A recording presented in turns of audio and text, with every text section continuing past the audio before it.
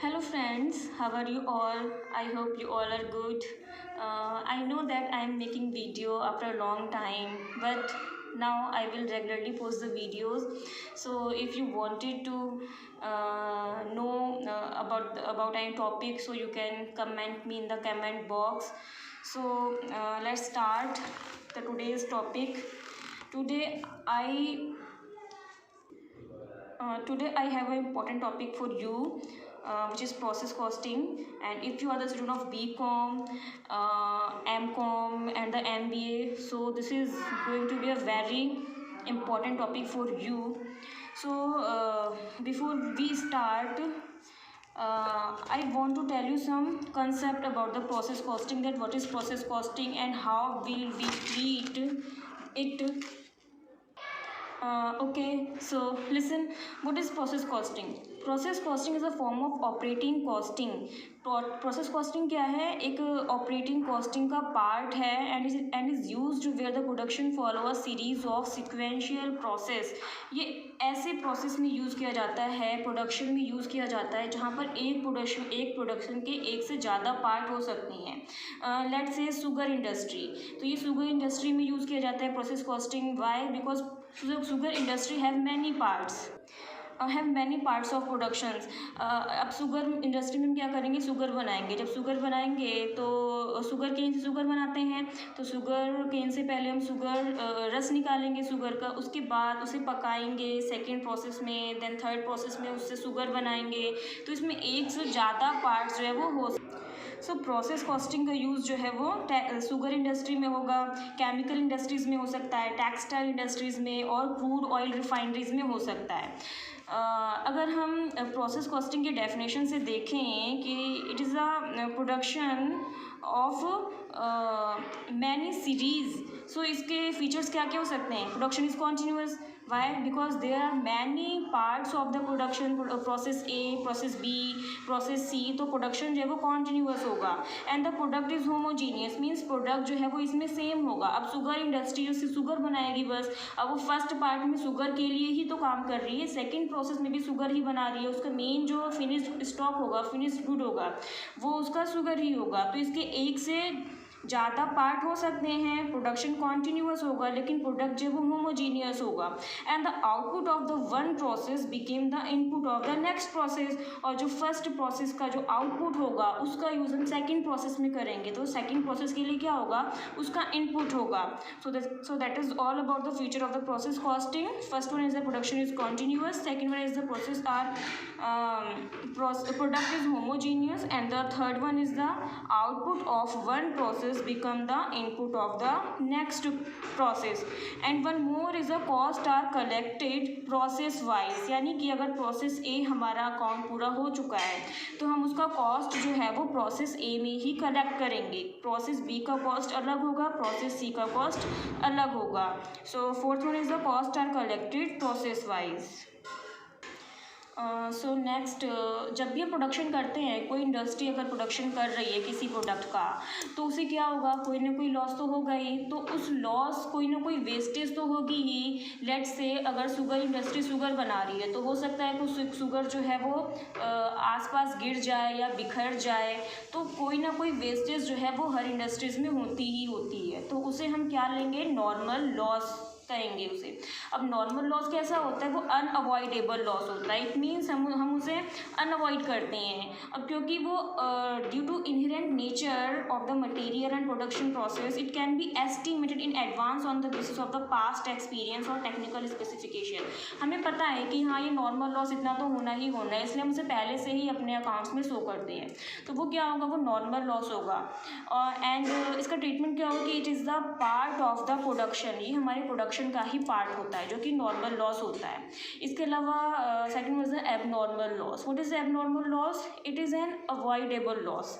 अब एबनॉर्मल है तो एबनॉर्मल मीन्स जो कि अनप्लान्ड होता है, यानी पहले से प्लान नहीं, जो कि वो सडनली हो सकता है. लेट्स से फायर लग गई हमारी इंडस्ट्री में. अब फायर जो है वो प्लान तो होगी नहीं. And other one is the flood. अगर कोई फ्लड आ जाता है, फ्लड की वजह से कोई लॉस होता है इंडस्ट्री को, so it is also the part of the abnormal loss. Of. तो ये जो नॉर्मल लॉस और एबनॉर्मल लॉस है, इसका क्या ट्रीटमेंट होगा और इसे हम कैसे शो करेंगे अपने प्रोसेस कॉस्टिंग में, ये हम जो है इस क्वेश्चन के हेल्प से सीखेंगे और इसका क्या फॉर्मूला होगा, इसे कैसे कैलकुलेट करेंगे। तो चलिए सॉल्व करते हैं question. Here I have a question for you. So अब हम इस क्वेश्चन को सॉल्व करेंगे और with the help of this question हम देखेंगे कि normal loss, abnormal loss, wastage, इन सबको कैसे सॉल्व किया जाता है। So the product of a company passes through three distinct process to completion from past experience. It is ascertained that the normal wastage in each process is as under. एक product है, उस product के 3 distinct process हैं और उसमें कुछ normal कुछ wastage होता है। तो उस वेस्टेज प्रोसेस ए में वेस्टेज 2% है, बी में 4%, सी में 2.5% है और उसे भी सेल किया जाता है। तो इसमें 0.25 पैसे पर यूनिट, 0.50 पैसे पर यूनिट एंड 0.60 पैसे per unit and the expenses were as follows. Material में प्रोसेस ए के लिए, बी के लिए, सी के लिए direct labour, manufacturing expenses and the other expenses are as follows and 4000 units were initially introduced in process A. यानी अब starting में प्रोसेस ए ही होगा ना, तो उसमें हमें 4000 यूनिट्स का यूज़ करना है प्रोडक्शन करने के लिए एट अ कॉस्ट ऑफ ₹13,560 जो है 4000 यूनिट्स में लगे हैं। The output of each process were as under. अब हमें ना हर एक प्रोसेस का आउटपुट भी दिया होता है। हमने 4000 यूनिट्स लगाए थे तो उसका हमें आउटपुट कितना मिला, 3850। अब जो बाकी जो आपको 150 दिख रहा होगा, इसका डिफरेंस वो क्या है, वो हमारा वेस्टेज है। बी में कितना बी का आउटपुट है 3600 यूनिट्स एंड सी 3500 यूनिट्स। हमें क्या करना है इस क्वेश्चन में, prepare process account and also work out the sale price per unit of finished stock so as to realize 20% profit on selling price। यानी कि जो हमारा फिनिश स्टॉक कब होगा, 3 प्रोसेस है इस क्वेश्चन में। तो जो सी प्रोसेस होगा हमारा, उसमें जो लास्ट में हमारा आउटपुट आएगा वो हमारा फिनिश स्टॉक होगा। अब उसमें हमें 20% प्रॉफिट हो जाए सेलिंग प्राइस पे, वो हमें बताना है। सो स्टार्ट करते हैं। तो सबसे पहले हम प्रोसेस ए अकाउंट बनाएंगे। मैं प्रोसेस ए अकाउंट यहाँ बना लेती हूँ। So this is the pro forma of the account. ये मैंने यहाँ अकाउंट बना लिया। आपको इसी तरीके से तीनों प्रोसेस अकाउंट बनाने हैं। अब प्रोसेस ए अकाउंट में हमने क्वेश्चन में क्या देखा था कि जो इनपुट है वो 4000 यूनिट इंट्रोड्यूस किए गए हैं और उसमें रुपीज़ कितना है 13,560। तो ये हम यहाँ नोट कर लेंगे टू इनपुट। अब इनपुट के बाद यहाँ पर एक्सपेंसेस कौन कौन से हुए हैं, material, direct labour, manufacturing expenses and other expenses. तो प्रोसेस ए अकाउंट में हम ये सारे एक्सपेंसेस जो हैं वो यहाँ इस साइड नोट कर लेंगे। अब ये एक्सपेंसेस मैंने यहाँ पर नोट कर लिया है और अब इसमें और क्या दिया हुआ है क्वेश्चन में हमें, वेस्टेज जो है वो प्रोसेस ए में 2% है और जो 2% है वो किसका 2% होगा, जितना यूनिट हमने इंट्रोड्यूस किया है प्रोसेस ए में 4000 यूनिट, तो 4000 का हम 2% निकालेंगे तो क्या होगा। तो यहाँ हमें वर्किंग नोट बनाना होगा।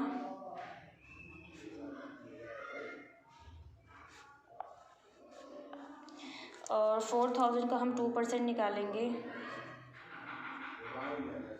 तो यहाँ आ जाएगा 80 और ये जो है ये यूनिट है। तो यहाँ हमें क्या नोट करना होगा, बाय नॉर्मल लॉस, क्योंकि जो वेस्टेज है वो हमारे लिए नॉर्मल लॉस है और 80 यूनिट है तो यहाँ हम 80 नोट करेंगे और इसकी वैल्यू क्या आ जाएगी कि हमने 80 यूनिट को जो है वो 0.25 पैसे पर यूनिट सेल किया है। तो इसकी वैल्यू कैसे निकालेंगे, हम वैल्यू निकालने के लिए हमें 80 की मल्टीप्लाई करनी होगी 0.25 से। तो क्या आएगा, ये आ जाएगा 20 रुपीज़। तो 20 को हम अमाउंट में नोट करेंगे। अब इसके बाद हमें और क्या गिवन है,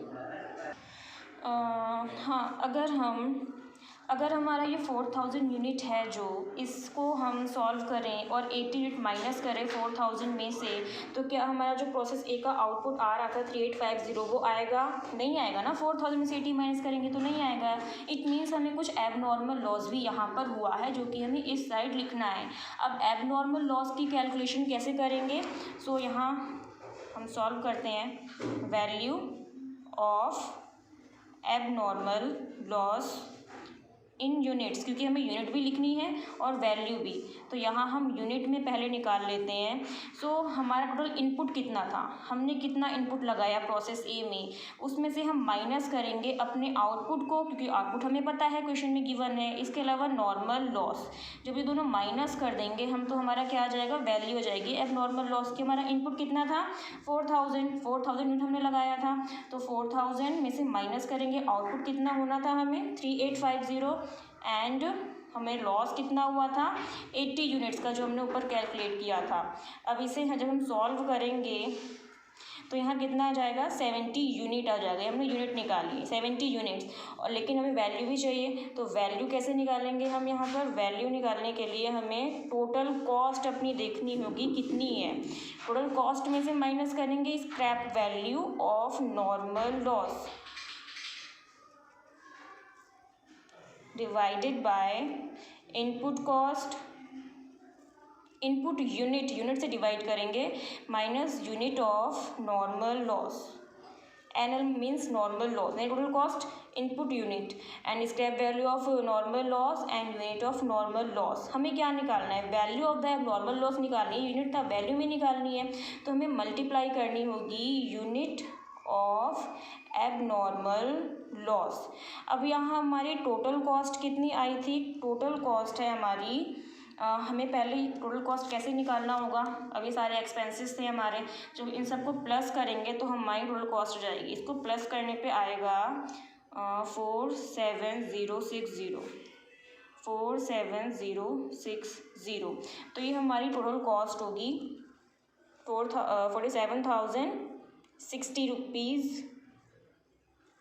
इसमें हमारा scrap value of normal loss की जो स्क्रैप वैल्यू है वो कितनी है 20 रुपीज़ है, 20 माइनस करेंगे। हमने कितना इनपुट दिया था प्रोसेस ए में, ये जो इनपुट लिखना है हमें यहाँ पे, वो इनपुट यूनिट अमाउंट लिखना है, यहाँ अमाउंट इनपुट का अमाउंट जो है वो हमारा कितना था 13,560 रुपीज़, तो इसको हम यहाँ लिखेंगे, सॉरी दिख नहीं रहा था, आई थिंक 13,560।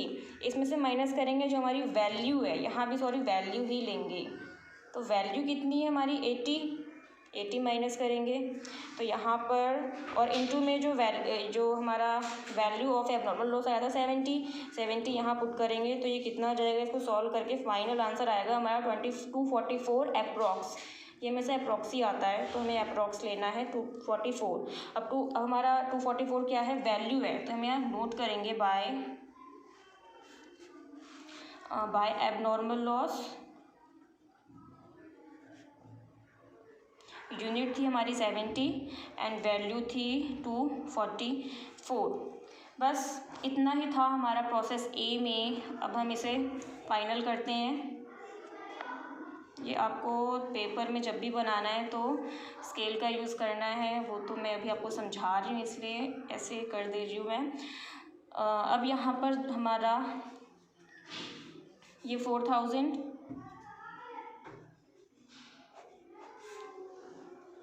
अब 4000 में से हम 80 और 70 को माइनस करेंगे तो कितना आ जाएगा हमारा, जो हमारा प्रोसेस ए का आउटपुट होगा, it means 3850।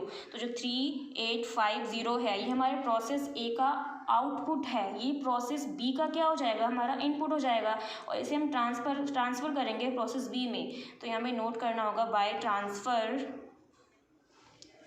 To process B account. So ये हमारा था पूरा प्रोसेस ए अकाउंट। अब इसके बाद हमें क्या बनाना है, प्रोसेस बी अकाउंट बनाना है। तो पहले मैं यहाँ पे अकाउंट बना लेती हूँ।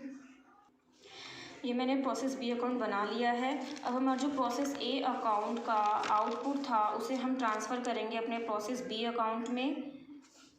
और सॉरी यहाँ पर भी हमें लिखना होगा माइनस करके, इसमें से अगर ये माइनस करेंगे तो यहाँ आ जाएगा हमारा 85,164। तो इन दोनों को हमें नोट करना होगा, जो कि हमारे प्रोसेस बी के लिए क्या है, इनपुट है। तो ये कहाँ से आया है, प्रोसेस ए से आया है, तो हम यहाँ नोट करेंगे to transfer from process A account, क्योंकि ये प्रोसेस ए से आया है। अब कितने यूनिट से 3850 and 46796।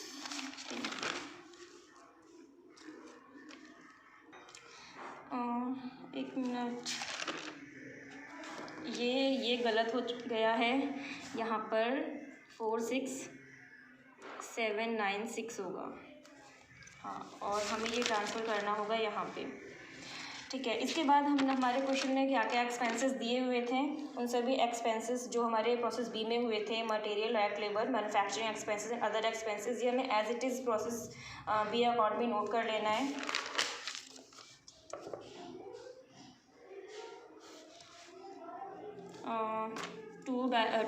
To material, to direct labour, to manufacturing expenses and to other expenses। इसमें क्या क्या अमाउंट था? मटेरियल में 10,000, 5,000, 3,400 and 205। चेक, ये सारे अमाउंट हमने फिल कर दिया यहाँ पे।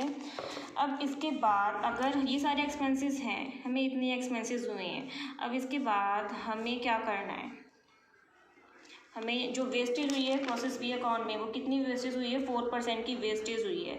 अब वेस्टेज किस पे होगी? जो हमने इनपुट इंट्रोड्यूस किया है ना, उस पर होगी। तो जो हमने प्रोसेस बी में कितना इनपुट था हमारा? 3850, तो हम इसका निकालेंगे 4%। तो वर्किंग नोट हमें तीनों ही प्रोसेस में बनाना होगा। वर्किंग नोट में पहले हम निकालेंगे 4% ऑफ 3850, यह आ जाएगा 154। अब ये यूनिट है और हमें वैल्यू निकालनी है, तो 154 की मल्टीप्लाई किससे करेंगे? जितने में सेल किया है हमने, उसे सेल कितने में किया है हमने? 0.50 पैसे, तो इसकी मल्टीप्लाई हम किससे करेंगे? 0.50 से। तो कितना आ जाएगा यहाँ? 77 रुपीज़। तो ये नॉर्मल लॉस की यूनिट है, नॉर्मल लॉस की वैल्यू है, तो यहाँ हम लिख लेंगे बाय नॉर्मल लॉस। यूनिट है 154 एंड 77। अब हमारा जो प्रोसेस सी, जो हमारा इसका बैलेंसिंग फिगर बचेगी वो क्या होगी? प्रोसेस सी के लिए इनपुट होगी ना, तो यहाँ पर जो प्रोसेस वो प्रोसेस बी का क्या होगा? आउटपुट होगा। तो हमें क्वेश्चन में गिवन है कि जो प्रोसेस बी है उसका आउटपुट क्या है? प्रोसेस बी का आउटपुट है 3600, तो यहाँ पर हम 3600 हमारा आउटपुट टोटल आना चाहिए। तो हम यहाँ पहले से ही नोट कर लेते हैं कि जो है वो ट्रांसफ़र होगा हमारा प्रोसेस सी अकाउंट में। तो by transfer to process C account 3600। अच्छा, अब ये जो है 3850, ये भी यहाँ पे, क्योंकि ये तो इतना यूनिट हमने इंट्रोड्यूस किया ही था 3850। अब 3850 में से हम 3600 और 155 माइनस करेंगे तो क्या इतना आ जाएगा?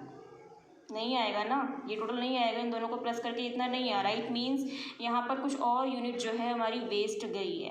अब वो हमारी क्या होगी? वो हमारे लिए होगा एबनॉर्मल लॉस, क्योंकि उसे हमें क्वेश्चंस में नहीं दिया हुआ है, तो वो हमारे लिए एबनॉर्मल लॉस होगा। एबनॉर्मल लॉस को हमने कैसे कैलकुलेट किया था? फर्स्ट अकाउंट में जब बनाया था हमने प्रोसेस अकाउंट, उसी तरीके से हम इसमें बनाएंगे। तो पहले हम कैलकुलेट कर लेते हैं यूनिट ऑफ एबनॉर्मल लॉस। ये आपको क्वेश्चन में पूरा पूरा ही लिखना है, तो वीडियो ज़्यादा लंबा ना हो जाए इसलिए मैं शॉर्ट में लिख दे रही हूँ। अब एबनॉर्मल लॉस कैसे निकालते हैं? कितना इनपुट हमने लगाया, उसमें से आउटपुट को माइनस कर देंगे जितना हमें मिला है, जितना नॉर्मल लॉस हुआ है। तो इनपुट हमने कितना लगाया था इसमें? प्रोसेस बी अकाउंट में हमने इनपुट लगाया था 3850, तो यहाँ लिखेंगे हम 3850। आउटपुट कितना था हमारा? 3600 और नॉर्मल लॉस हुआ था हमें 154 का। तो इसको सॉल्व करने पे हमारा फाइनल आ जाएगा 96। तो हो जाएगा हमारा यूनिट ऑफ एबनॉर्मल लॉस। अभी यूनिट है, हमें वैल्यू भी निकालनी है, वैल्यू भी फाइंड आउट करनी है। तो वैल्यू कैसे करेंगे, निकालेंगे वैल्यू ऑफ एबनॉर्मल लॉस। इसका फॉर्मूला क्या होगा, total cost minus scrap value of normal loss divided by input cost, input unit minus unit of normal loss. और जो ये यूनिट है इससे मल्टीप्लाई करनी होगी हमें यूनिट ऑफ एबनॉर्मल लॉस। अब हमारा इनपुट कॉस्ट कितना था इसमें, टोटल 46796। तो इसे लिखेंगे हम यहाँ पे 46796।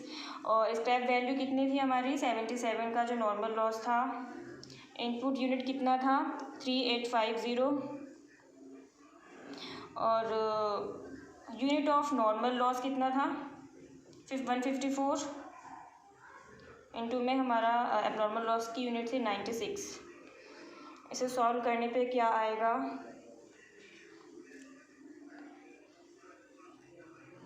1213 अप्रॉक्स। तो ये हमारी यूनिट है और ये हमारा वैल्यू है, इसको हम नोट कर लेते हैं यहाँ पे। यूनिट है हमारी 96 एंड वैल्यू है 1213। और इसे भी सॉल्व कर लेते हैं, इसको प्लस करने पे आएगा 67201, 67201। 67201 में से 77 और 1213 माइनस करेंगे तो यहाँ आ जाएगा 659111। हम यहाँ पर ना इसकी यूनिट भी निकाल सकते हैं कि जो एक यूनिट है वो कितने में सेल होगी। तो कैसे निकाल सकते हैं उसे, इस अमाउंट को हमें डिवाइड करना होगा इससे, तो वो पर यूनिट आ जाएगा। अब प्रोसेस बी अकाउंट में हमारा कंप्लीट हो चुका है। अब क्या बनाएंगे हम, प्रोसेस सी अकाउंट। तो मैं पहले प्रोसेस सी अकाउंट बना लेती हूँ। तो ये मैंने प्रोसेस सी अकाउंट बना लिया है। अब इसमें हम क्या करेंगे, जो हमारा प्रोसेस बी का आउटपुट था उसे ट्रांसफ़र करेंगे हम यहाँ पे। तो to transfer from process B account, unit थी 3600 एंड अमाउंट इज़ 65911। ठीक है। एंड जो हमारे एक्सपेंसेस थे क्वेश्चन में, जैसे हमने बी और सी में ए और बी में लिखा था, वही सब हमें यहाँ पर भी इंट्रोड्यूस करने हैं। To material, to direct labour, to manufacturing expenses and to other expenses.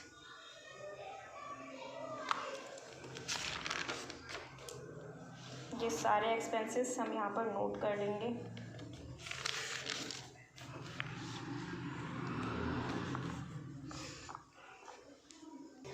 ये सारे एक्सपेंसेस मैंने यहाँ पे नोट कर लिए हैं। फ्रेंड्स, ये क्वेश्चन थोड़ा बड़ा हो सकता है, लेकिन अगर ये पेपर में आता है तो बहुत इजीली ही आप इसे सॉल्व कर सकते हैं अगर आपने सही से देखी ये वीडियो तो। और बहुत इजी क्वेश्चन होते हैं ये। अब हमें क्या करना है, इसे प्लस करना है पूरा। तो प्लस करने पे क्या आएगा, 85405 एंड द यूनिट इज़ 3600। और यहाँ भी 85405 एंड 3600। अब हमें पता है कि जो प्रोसेस सी है इसका आउटपुट क्या होगा, तो हम पहले ही लिख लेते हैं यहाँ पे।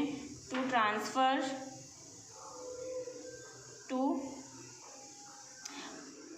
इसे रहने देते हैं अभी, पहले हम नॉर्मल लॉस लिख लेते हैं। नॉर्मल लॉस हमें कितना का हुआ है बाय नॉर्मल लॉस अकाउंट। अब सी में हमने कितना नॉर्मल लॉस हुआ था, 2.5% का, तो 0.60 पर यूनिट पैसे पर रुपये में सेल किया है। तो पहले हम निकाल लेते हैं यहाँ पर। 2.5% इनपुट हमारा 3600 है, तो यहाँ पर 3600 का हम निकालेंगे 2.5%, तो कितना आ जाएगा 90। और इसकी वैल्यू निकालेंगे तो 90 की मल्टीप्लाई हमें करनी पड़ेगी 0.60 से, तो आ जाएगा 54। तो 54 जो है वो अमाउंट है एंड यूनिट इज़ 90। अब अगर हम 3600 से 90 को माइनस करेंगे तो जो हमारा आउटपुट आ रहा था, आउटपुट क्या था हमारा आउटपुट था 3500 हमारा आ रहा है क्या?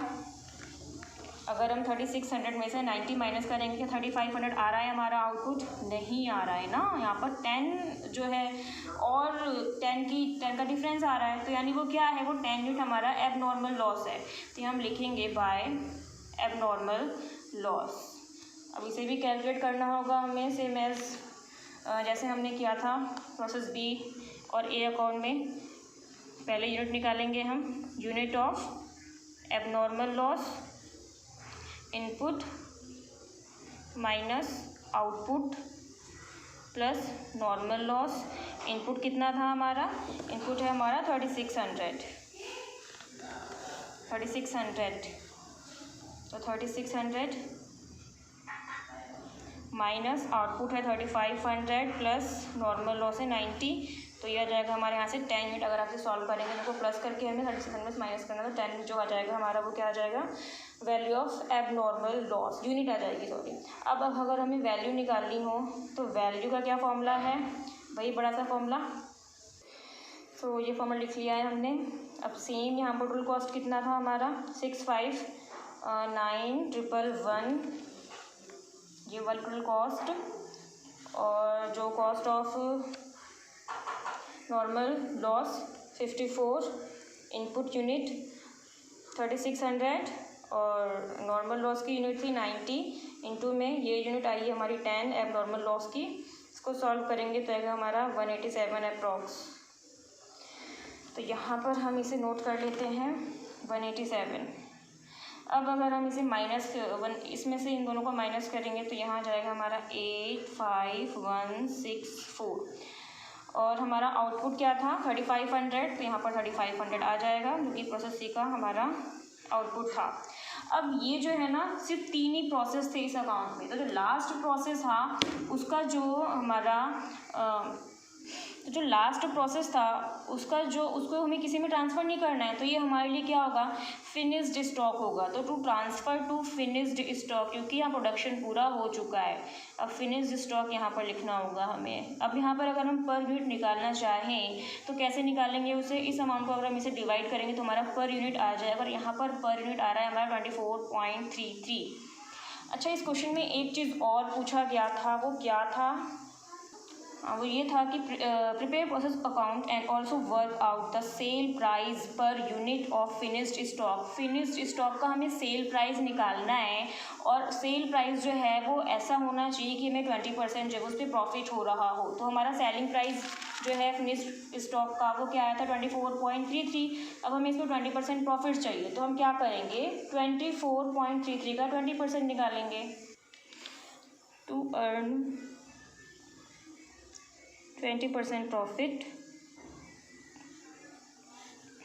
24 में हम प्लस करेंगे 24 का 20%, तो क्या आ जाएगा यहाँ? 24 plus 4.8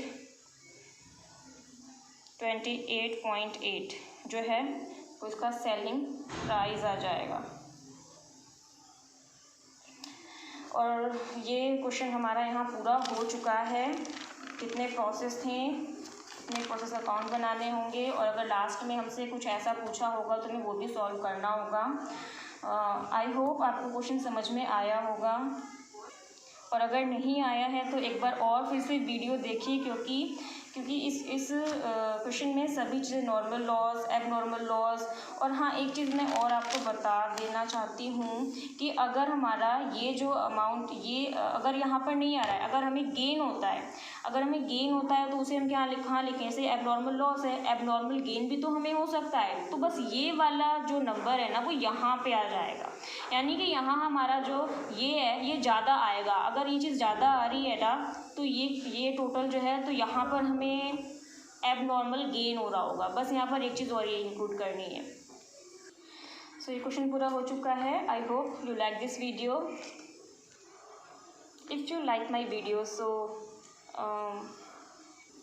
like, share and subscribe my channel. और अगर आपको किसी और टॉपिक के बारे में पढ़ना है, आप पढ़ना चाहते हैं किसी टॉपिक के बारे में, so you can comment me in the comment box. I will definitely make the video on that topic. So